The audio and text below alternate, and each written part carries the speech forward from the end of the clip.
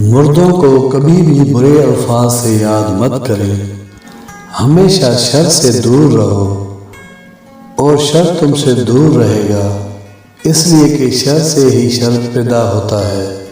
لوگوں کو نیکی کا حکم دیتے وقت کبھی خود کو مت بھلاؤ، اگر تم نے ایسا کیا تو تمہاری مثال ایسی ہوگی جیسے چراغ لوگوں کو تو روشنی فراہم کرتا ہے لیکن خود جلتا رہتا ہے۔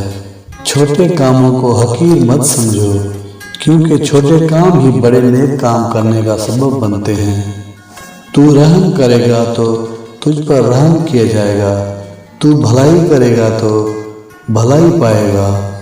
جو نصیحت دوسروں کو کی جائے پہلے خود اس پر عمل کرو، وگرنہ دنیا میں نقصان اٹھائے گا اور آخرت میں ثواب سے محروم رہے گا۔ اس نیکی کو بھول جاؤ جو تم کسی کے ساتھ کرتے ہو، مدتوں گناہ کی زندگی گزارنے سے زندہ نہ رہنا بہتر ہے۔